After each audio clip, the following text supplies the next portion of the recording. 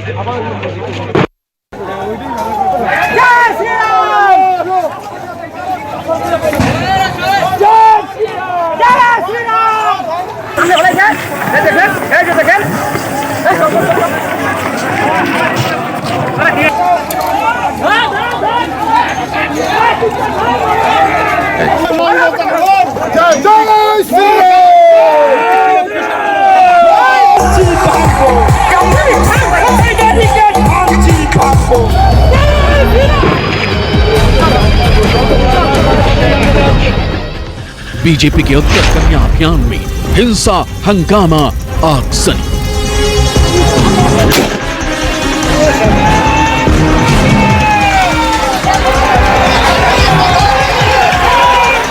तो देखिए किस तरह से जो है पुलिस प्रशासन के द्वारा खदेड़ खदेड़ के लोगों को भगा भगा के मारा जा रहा है। एक तरफ ये आगजनी है तो वहीं दूसरी तरफ जहां तहां लोग पुलिस के डंडे से खुद को बचाने के लिए गलियों में घुस रहे हैं ताकि वो किसी प्रकार अपने आप को सुरक्षित भी रखें। साथ ही जो उनका विरोध प्रदर्शन है अन्याय के खिलाफ, उसको भी जारी रखें। लेकिन उसी विरोध को दबाने के लिए पुलिस प्रशासन के द्वारा ये सख्ती अपनाई जा रही है। ये तस्वीर है सिलीगुड़ी के नौका घाट की। बंगाल में राजनीतिक संघर्ष की ये तस्वीरें यहाँ के हिंसक होते चुनावी अभियान की गवाही दे रही है। पश्चिम बंगाल के सिलीगुड़ी में बीजेपी के बड़े नेताओं ने उत्तर कन्या अभियान शुरू किया था। ममता सरकार के खिलाफ चुनावी मिशन को लेकर घेराबंदी करने पहुंचे बीजेपी कार्यकर्ताओं को पुलिस ने डंडे के जोर पर रोकने की कोशिश की। बीजेपी कार्यकर्ता पुलिस बैरिकेड तोड़कर सभा में जाने के लिए बढ़ने लगे तो पुलिस ने आंसू गैस की गोली छोड़े और लाठी चार्ज कर दी।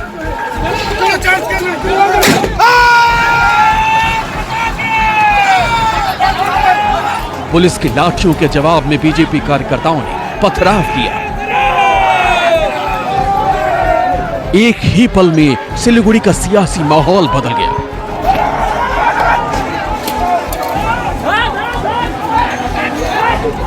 सिलीगुड़ी में उत्तर कन्या अभियान के तहत भारतीय जनता पार्टी ने मुख्यमंत्री ममता के दफ्तर को घेरने की कोशिश की। सरकार और प्रशासन ने इस घेराव को रोकने की तमाम कोशिशें की, धारा 144 लगा दी, लेकिन बीजेपी के नेता नहीं रुके। आखिरकार पुलिस ने ताकत का प्रयोग किया और भारतीय जनता पार्टी के कार्यकर्ताओं को जबरन रोका। पुलिस के इस कदम से भारतीय जनता पार्टी को ममता पर हमला करने का एक और मौका मिल गया। उनका कहना है कि ममता सरकार उनके नेताओं को इसलिए रोक रही है क्योंकि वो जानती है कि टीएमसी को तीसरी बार सत्ता में आने से भारतीय जनता पार्टी ही रोक सकती है। पश्चिम बंगाल में बीजेपी और टीएमसी के बीच टकराव और हिंसक झड़प तेजी से बढ़ रही है। ऐसा इसलिए है क्योंकि ममता के सामने इस वक्त 4 चुनौतियां और इनमें बीजेपी सबसे बड़ी और कठिन चुनौती है। ममता बनर्जी के सामने पहली बड़ी चुनौती बीजेपी के सबसे बड़े चेहरे पीएम मोदी और गृह मंत्री अमित शाह हैं। टीएमसी के लिए दूसरी बड़ी चुनौती एआईएमआईएम के अध्यक्ष असदुद्दीन ओवैसी हैं। ममता के सामने तीसरी चुनौती पीरजादा अब्बास सिद्दीकी है, जो धर्मगुरु हैं और पहली बार चुनावी मैदान में हैं। और ममता बनर्जी के लिए चौथी बड़ी चुनौती है उनकी अपनी पार्टी के बागी नेता शुभेंदु अधिकारी और राजीव बनर्जी जैसे कई मंत्री और नाराज विधायक।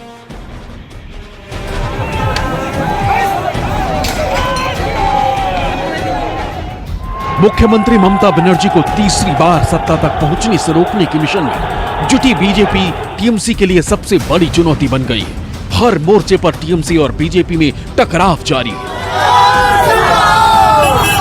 पुलिस जिस प्रकार तैयारी की है, सारा फोर्स यहाँ ले आया है, लगता है कि ये पाकिस्तान के साथ युद्ध छिड़ गया है। लेकिन दिलीप जी, आप भी तो पूरी तैयारी के साथ आए हैं, कई बड़े चेहरे हैं आज के इस रैली में। बात सही है कि प्रदेश की मामला है। ये साउथ बंगाल में हमने किया था नवान्न अभियान, वहाँ 20-30-40 हज़ार लोग आए थे, 50 हज़ार होंगे। और ये भी यहाँ भी नॉर्थ बंगाल में हमारे जानते हैं 8 में 7 MP हम जीते हैं। यहाँ के लोग हमारे साथ हैं। बंगाल के हर छोर से बीजेपी नेताओं ने एक साथ कई अभियान शुरू कर दिए। इसी के तहत सिलीगुड़ी में उत्तर कन्या नाम से बनाए गए एडिशनल सीएम दफ्तर का घेराव करने की रणनीति बनी। बीजेपी का दावा है कि घेराव के लिए जा रहे बंगाल के बीजेपी प्रभारी कैलाश विजयवर्गीय समेत कई नेता पुलिस से लाठीचार्ज और आंसू गैस हमले में घायल हो गए। आज भारतीय जनता युवा मोर्चे पश्चिम बंगाल की शाखा ने उत्तर बंगाल में भाई तेजस्वी और सुमित्रा खान के नेतृत्व में शांतिपूर्ण प्रदर्शन किया, प्रजातांत्रिक तरीके से प्रदर्शन किया। किंतु ममता जी की सरकार ने जिस प्रकार अराजकता और गुंडागिर्दी देखी गई, निश्चित रूप से प्रजातंत्र की हत्या है। एक शांतिपूर्ण जुलूस जिसमें महिला कार्यकर्ता भी हो, उनके ऊपर लाठीचार्ज करना, उनके ऊपर आंसू गैस के गोले फेंकना, उनके ऊपर टीएमसी के गुंडों ने बम फेंके और इस प्रकार अराजकता फैलाई। पुलिस का पथराव करते हुए, बम फेंकते हुए फोटो हमारे पास है, वीडियो हमारे पास है। क्या पुलिस से अपेक्षा की जा सकती है कि वो शांतिपूर्ण तरीके से, प्रजातांत्रिक तरीके से यदि प्रदर्शन कर रहे हैं विपक्ष के लोग, तो उनको इस प्रकार कुचले? मैं समझता हूं ये प्रजातंत्र की हत्या है। बीजेपी ने ममता सरकार के खिलाफ एक और जनसंपर्क अभियान शुरू किया। अन्याय और नहीं नाम से चल रहे इस कार्यक्रम में ममता सरकार के 10 साल के शासन की कमियां गिनाई जा रही हैं। इस अभियान में भी तमाम नेता और कार्यकर्ताओं की भीड़ के रूप में रैलियां चल रही। बीजेपी का कहना है कि ममता सरकार ने सत्ता के लिए हर तरह का प्रोटोकॉल तोड़ा। बीजेपी सिर्फ उन्हें जवाब दे रही है। कोरोना काल में इस तरह की रैली का आयोजन सेफ्टी के साथ खिलवाड़ नहीं है? ये तो हमारे चीफ मिनिस्टर से ही प्रेरणा हमको मिली है। उन्होंने कभी लॉकडाउन नहीं माना। उनका पार्टी के लोग 20-20 हज़ार लोगों की सभा की। हम तो घर में बैठे थे, लोगों का सेवा कर रहे थे, अम्फान का, ये सब का। लेकिन उन्होंने जब रास्ता में उतर करके ये सब करना शुरू किया तो हमको भी एज ए विपक्ष के नाते हमको भी आंदोलन में उतरना पड़ा। सिलीगुड़ी में बीजेपी ने उत्तर कन्या अभियान में एक खास रणनीति के तहत प्लान तैयार किया था। ये एक तीर से 2 निशाने साधने वाला अभियान था।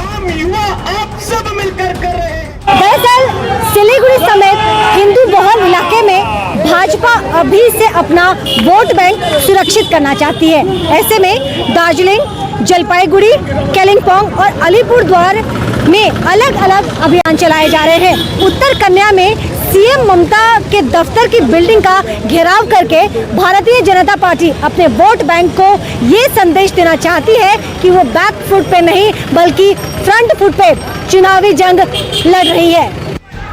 बीजेपी ने सिलीगुड़ी में सड़कों पर पैदल मार्च निकाला। उससे ठीक पहले सड़कों पर नारेबाजी की। ममता का दफ्तर घेरने के लिए उत्तर कन्या तक पहुंचने से पहले एक छोटी सी जनसभा भी आयोजित की गई। इसमें कैलाश विजयवर्गीय, युवा मोर्चा के अध्यक्ष तेजस्वी सूर्या और दिलीप घोष समेत कई नेता शामिल रहे।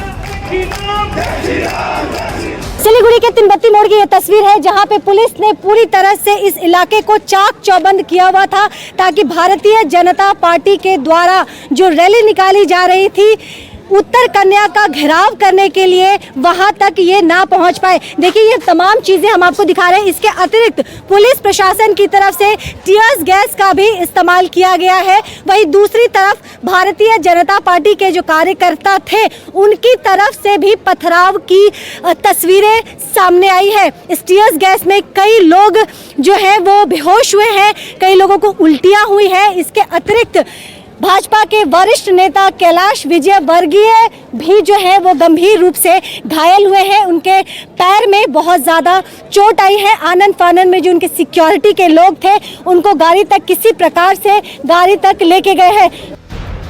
2019 के लोकसभा चुनावों के नतीजों के बाद से बीजेपी ने तय कर लिया है कि 2021 में बंगाल की सीमावर्ती जिलों और असंतुष्ट जनता पर ज्यादा फोकस करेंगे।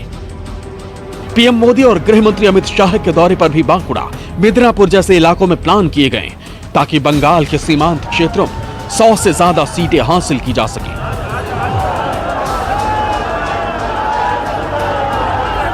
बीजेपी की यही रणनीति और चुनावी अभियान ममता के लिए सबसे पहली और बड़ी चुनौती साबित हो रही है। सिलीगुड़ी से मनु कृष्णा के साथ ब्यूरो रिपोर्ट, न्यूज़ 24। वैसे क्या आप जानते हैं कि सिलीगुड़ी के उत्तर कन्या में जिस इमारत को घेरने को लेकर के इतना बवाल हुआ, उस इमारत में ऐसा है क्या? दरअसल सिलीगुड़ी शहर से थोड़ी दूर ही ममता बनर्जी ने अपने पहले कार्यकाल में एक एडिशनल सीएम ऑफिस बनवाया था। उस इमारत का नाम उत्तर कन्या बिल्डिंग रखा गया। यहां आसपास हमेशा धारा 144 लागू रहती है क्योंकि सीएम का दफ्तर है। उसी उत्तर कन्या इमारत का घेराव करने की कोशिश करते हुए बीजेपी ने यह संदेश दिया कि वो सीएम ममता के गढ़ में भी शक्ति प्रदर्शन कर सकती है।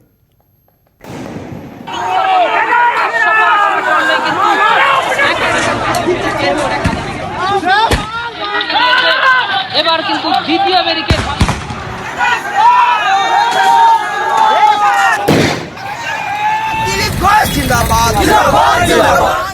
पश्चिम बंगाल के सिलीगुड़ी में बीजेपी के उत्तर कन्या अभियान में चौतरफा पुलिस की लाठियां चली।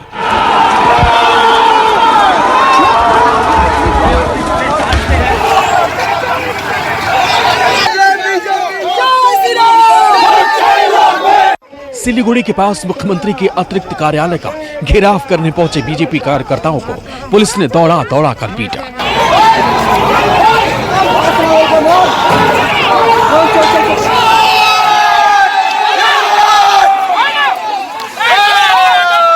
सिलीगुड़ी शहर के पास उत्तर कन्या मुख्यमंत्री दफ्तर के पास पुलिस के लाठीचार्ज में कई बीजेपी कार्यकर्ता घायल हो गए।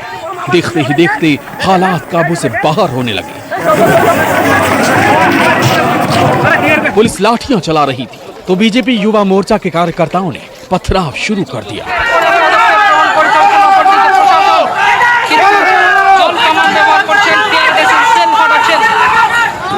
इसके बाद पुलिस ने आंसू गैस की गोली छोड़ी।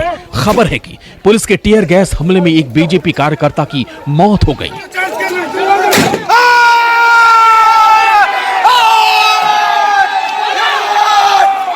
गजोल डोबा इलाके में रहने वाले पुलेन रॉय नाम के बीजेपी कार्यकर्ता पुलिस के हमले में बुरी तरह घायल हो गया।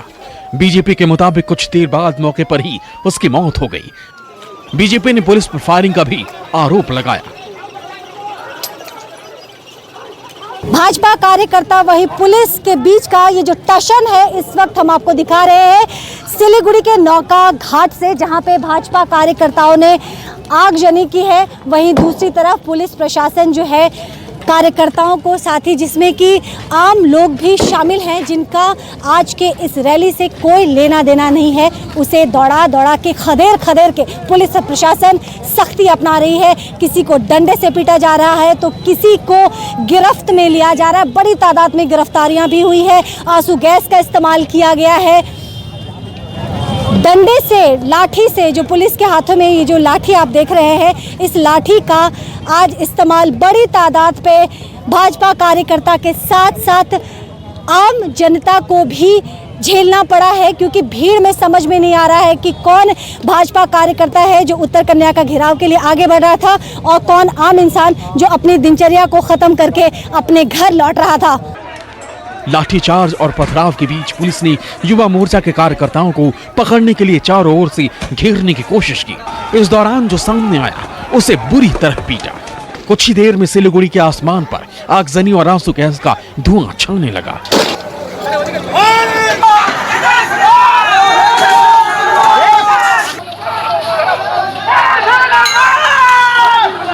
बीजेपी कार्यकर्ताओं ने पुलिस लाठीचार्ज के खिलाफ सड़क पर जाम लगाने की कोशिश की।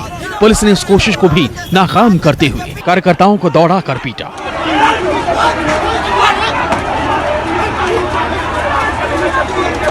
जिस प्रकार की परिस्थिति थी, जनता में काफ़ी आक्रोश है इस वर्तमान जो तृणमूल सरकार जो चल रही है इस सरकार के विरोध में, और युवाओं में काफ़ी आलोड़न है, काफ़ी उत्साह उमंग है भारतीय जनता पार्टी को लेकर।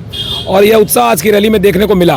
काफ़ी बड़ी संख्या में लोग, बड़ी तादाद में लोग थे, और लेकिन पुलिस भी बहुत क्रूरता पे उतरी हुई थी। पुलिस भी पूरी तरीके से तृणमूल कांग्रेस के और दलदास के प्रकार से काम कर रही थी, और गुंडई पर उतरकर उन लोगों ने हमारे कार्यकर्ताओं के पथराव भी किया है, बमबाजी भी की है, और टीयर गैस जो छोड़ा है वो आसमान में छोड़ने के बजाय हमारे कार्यकर्ताओं को निशाना बनाकर छोड़ने का प्रयास किया है।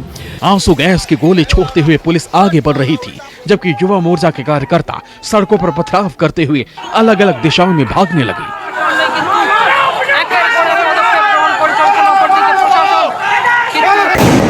पुलिस ने अलग अलग टीमें बनाकर बीजेपी कार्यकर्ताओं को गिरफ्तार करने के लिए कई जगहों पर तलाशी भी ली।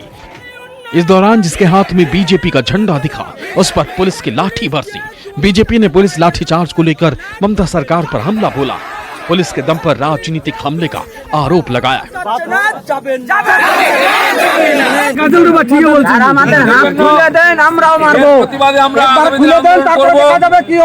আপনারা এখন সবাই মিলে নিজের নিজের গাড়িতে উঠুন আর শান্তিতে বাড়ি যান। আজকে আমরা ঘোষণা করব আগামী দিনে কি আন্দোলন হবে, এবং পার্টির সমস্ত কর্মী আপনাদের সঙ্গে আছেন, সারা পশ্চিমবঙ্গের মানুষ আছেন, সারা দেশের বিজেপি আছে, কেউ আটকাতে পারবে না, কেউ ভয় দেখাতে পারবে না। सिलीगुड़ी में सड़कों पर हत्या, हंगामा, आगजनी और पथराव से अलग ममता बनर्जी ने पूर्वी मेदिनीपुर में रैली करते हुए बीजेपी पर हमला बोला। सीएम ममता ने मंच से बीजेपी नेताओं को बाहरी बताया और चुनाव में उनके बहिष्कार की अपील की। তোমরা বাংলা দখল করতে চাও, অত সস্তা নয়। বহিরাগতদের বাংলা দখল করতে আমরা দেব না, দেব না, দেব না। ममता बनर्जी पर बीजेपी लगातार यह आरोप लगा रही है कि बंगाल में वो पुलिस का राजनीतिक इस्तेमाल कर रही हैं। ऐसे में सिलीगुड़ी में पुलिस ने लाठीचार्ज और टीयर गैस हमले को लेकर ममता सरकार पर हमलावर है। बीजेपी का कहना है कि जब वो शांतिपूर्ण तरीके से सीएम के एडिशनल दफ्तर का घेराव करने के लिए उत्तर कन्या इमारत जा रहे थे तो उनके कार्यकर्ताओं पर पुलिस ने हमला क्यों किया। बहरहाल कानून व्यवस्था के नाम पर पुलिस ने पहले ही धारा 144 लागू कर दी थी, जिसके बाद बीजेपी के पैदल मार्च को रोका गया और उसके बाद सड़कों पर हिंसक संघर्ष शुरू हो गया। सिलीगुड़ी से मनु कृष्णा के साथ ब्यूरो रिपोर्ट, न्यूज़ 24।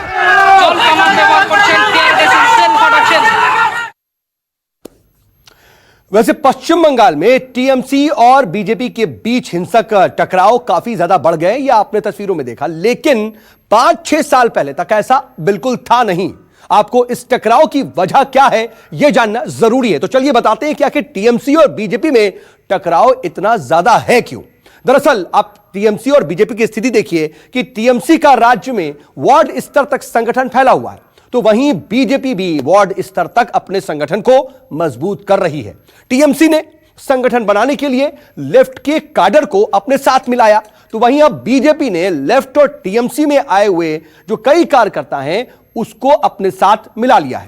इसके अलावा टीएमसी ने लेफ्ट, कांग्रेस और बीजेपी के दफ्तरों पर कब्जे की तबंगई राजनीति शुरू की थी, जिसके जवाब में बीजेपी ने टीएमसी लेफ्ट के दफ्तरों पर कब्जा करना शुरू कर दिया। इसके अलावा टीएमसी ने लेफ्ट के कई सामुदायिक क्लबों पर भी कब्जा कर लिया, तो वहीं बाहुबल साबित करने के लिए बीजेपी ने भी टीएमसी के सामुदायिक क्लबों पर कब्जा कर लिया। इसके अलावा टीएमसी ने चुनाव प्रचार अभियान में आक्रामक रवैया अपनाया हुआ है, तो वहीं बीजेपी भी टीएमसी को आक्रामक तरीके से जवाब दे रही है। इसके अलावा टीएमसी ने अपनी 10 साल की उपलब्धियां बताने के लिए बाकायदा अभियान शुरू किया हुआ है, तो वहीं बीजेपी ने टीएमसी को फेल सरकार बताने का अभियान इस वक्त छेड़ रखा है। टीएमसी 2019 लोकसभा चुनाव में खोए हुए जनाधार को वापस पाने की कोशिश कर रही है, जबकि बीजेपी 2019 लोकसभा नतीजों के बाद जनाधार बढ़ाने की लगातार कोशिश में है। इसके अलावा चुनावी मिशन सफल बनाने के लिए टीएमसी का उत्तर बंगाल और सीमावर्ती जिलों पर बहुत ज्यादा जोर है। वहीं बीजेपी भी सीमांत रीजन जैसे कि जंगल महल और दूसरे तमाम इलाकों को जो आसपास के इलाके हैं उस पर लगातार जोर दे रही है, जिसकी वजह से इन दोनों ही पार्टियों में टकराव हो रहा है। लेकिन टीएमसी के लिए सिर्फ बीजेपी ही टकराव की चुनौती नहीं है, उसे चुनौती नहीं मिल रही, बल्कि 2021 के चुनावी रण को देखते हुए उसे 2 और सियासी टेंशन्स का सामना करना पड़ेगा। एक है असदुद्दीन ओवैसी और दूसरा पीरजादा अब्बास सिद्दीकी। और ये दोनों ही लोग दरअसल बंगाल में चुनाव में टीएमसी के 41% मुस्लिम वोट बैंक के लिए सबसे बड़ा खतरा बनेंगे। दरअसल बंगाल के उर्दू भाषी मुस्लिम और बंगाली मुस्लिम दोनों को अपने पक्ष में लाने के लिए ओवैसी और पीरजादा का मिशन बंगाल शुरू भी हो चुका है, और यही टीएमसी की बड़ी टेंशन है।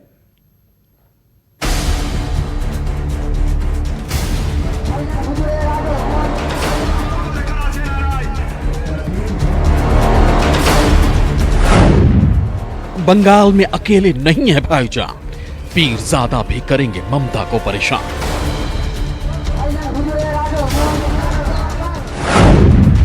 टीएमसी का वोट बैंक बिगाड़ेगी जोड़ी ओवैसी पीरजादा की चुनावी चाल तगड़ी।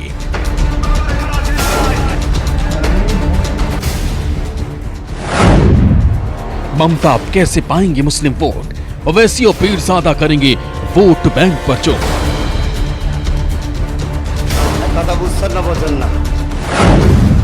110 सीटों पर बिगड़ेगा ममता का खेल, टीएमसी का मुस्लिम दाव होगा फेल।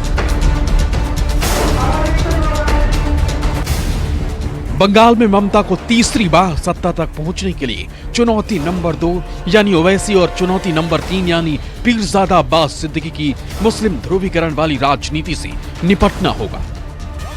2021 के विधानसभा चुनाव में पहली बार बड़े पैमाने पर बंगाल में अल्पसंख्यक वोट बैंक का ध्रुवीकरण होने की उम्मीद है।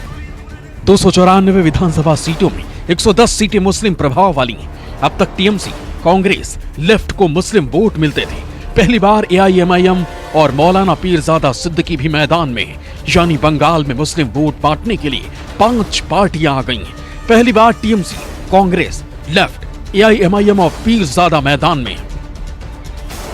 2021 में ममता सरकार को सबसे बड़ी चुनौती एआईएमआईएम से मिल सकती है, क्योंकि पार्टी के नेताओं ने मुर्शिदाबाद समेत तमाम जिलों में संगठन तैयार करने के साथ साथ कई जिलों में टीएमसी के नेताओं को अपने पाले में मिला लिया है। ओवैसी भी बंगाल में पूरी ताकत झोंकने का ऐलान कर चुके।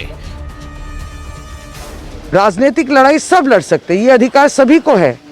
सारे भारतवर्ष में कोई भी राज्य में अगर रजिस्टर्ड पार्टी वो लड़ सकता है, वो अपना लड़ाई लड़े अपने एजेंडा लेके। हम लोग अपनी लड़ाई लड़ेंगे लोगों को लेके, लेकिन सबको एकजुट रख के।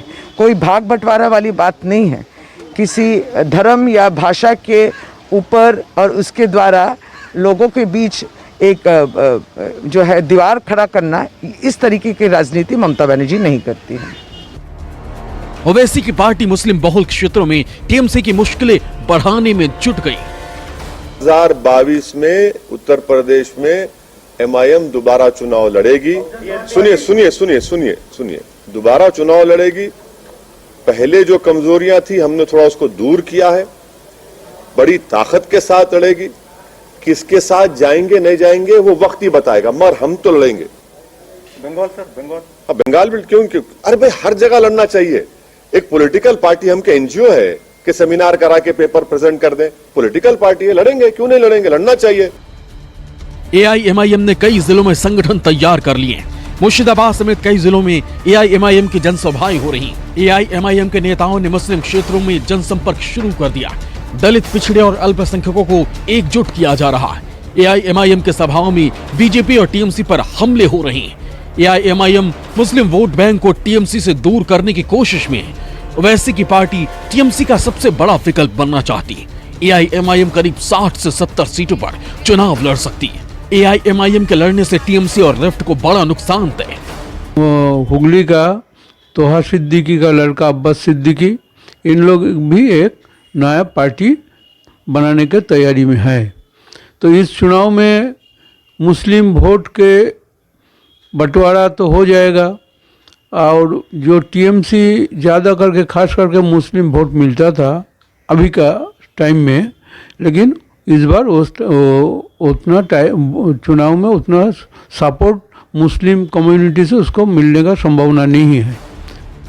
ओवैसी की AIMIM कुछ विधानसभा क्षेत्रों में जैसे मालदा, मुर्शिदाबाद और उत्तर दिनाजपुर जिलों में अल्पसंख्यकों की वोट काट सकती है। कोलकाता और हावड़ा के आसपास बसी उर्दू भाषी क्षेत्रों में वो अहम फैक्टर साबित हो सकती है। लेकिन ये बिहार जितनी आसान जीत नहीं होगी, क्योंकि बिहार की तरह पश्चिम बंगाल में उनके पास जमीनी स्तर पर मजबूत संगठन और वोट बैंक को अपने पक्ष में करने वाले नेता फिलहाल नहीं। ओवैसी की चुनौतियों से परेशान TMC के सामने फिरजादा अब्बास सिद्दीकी का एक और मुश्किल बनकर सामने आया है। वो बंगाल के वसीरहाट, हुगली और हावड़ा में खासे लोकप्रिय है। हाल में ही उन्होंने अपनी पार्टी बनाने का ऐलान किया था। दक्षिण बंगाल में मुस्लिम बहुल विधानसभा क्षेत्र में 44 सीटों पर चुनाव लड़ेंगे। हालांकि इनके संपर्क में कांग्रेस पार्टी भी है, लेकिन फिरजादा का वोट बैंक मुस्लिम है, जो ममता के लिए सबसे बड़ी टेंशन का वजह है। ओवैसी के अलावा सीएम ममता बनर्जी की मुश्किलें बढ़ाने के लिए पहली बार मुस्लिम धर्मगुरु पीरजादा अब्बास सिद्दीकी ने भी विधानसभा चुनाव में उतरने का फैसला किया है। हुगली जिले के जंगीपाड़ा में फुरफुरा शरीफ दरबार में बड़ी संख्या में बांग्ला भाषी मुसलमान आते हैं, इसलिए पीरजादा अब्बास की निगाहें इन्हीं बंगाली मुसलमानों पर है। उनके इस चुनाव दांव के मायने समझना बहुत जरूरी है। पीरजादा सिद्दीकी की पार्टी करीब 45 सीटों पर चुनाव लड़ेगी। पीरजादा सिद्दीकी AIMIM के साथ मिलकर लड़ सकते हैं। पीरजादा सिद्दीकी का वोट बैंक बंगाली मुसलमान है। पीरजादा ने CAA NRC का खुलकर विरोध किया था। पीरजादा के मैदान में आने से मुस्लिम वोट बैंक बिगड़ेगा। अब तक 110 मुस्लिम सीटों पर TMC, लेफ्ट और कांग्रेस थी। अब पीरजादा अब्बास की पार्टी भी 110 में से 45 सीटों पर लड़ेगी। पीरजादा 45 सीटों पर TMC, कांग्रेस, लेफ्ट का खेल बिगाड़ेंगे। मुस्लिम सीटों पर बंगाल का चुनावी माहौल फिलहाल काफी पेचीदा नजर आ रहा है। अगर ओवैसी और पीरजादा अब्बास की पार्टियां अलग अलग लड़ेंगी तो भी मुस्लिम बाहुल्य 110 सीटों पर TMC और बाकी दलों का वोट गणित गड़बड़ा सकता है। और अगर दोनों अलग अलग लड़े तो भी मुस्लिम वोटों का ध्रुवीकरण तय है। यानी दोनों ही हालात में सबसे बड़ी सींग ममता के मुस्लिम वोट बैंक में ही लगेगी। इसे वोट कटना कहे या वोट बैंक बढ़ाना, बंगाल के अल्पसंख्यक समुदाय का कुछ और ही ख्वाब है बंगाल का सत्ता पाने का। क्या उनका ये ख्वाब पूरा हो पाएगा, निर्भर करता है बंगाल के जनता पर। मनाली दत्ता, मुर्शिदाबाद, न्यूज़ 24। कुल मिलाकर के स्थिति यही है कि इस बार बंगाल विधानसभा का चुनाव हर बार से ज्यादा दिलचस्प होता दिखाई दे रहा है, लेकिन इसमें हिंसा भी लगातार होती दिखाई दे रही है और यह कहीं ना कहीं ठीक नहीं है। बावजूद इसके फिलहाल चाहे वो TMC हो या BJP या फिर ओवैसी की पार्टी या पीरजादा, सभी अपने अपने हिसाब से वोट बैंक पर अपनी नजर बनाए हुए हैं। नमस्कार, मैं हूं मानक गुप्ता। अगर आपको हमारा ये वीडियो पसंद आया हो तो इसे लाइक और शेयर जरूर करें, और हां, हमें सब्सक्राइब और फॉलो करना ना भूलें ताकि आप देश और दुनिया की कोई खबर मिस ना करें। तो जुड़े रहिए हमारे साथ और देखते रहिए न्यूज़ 24।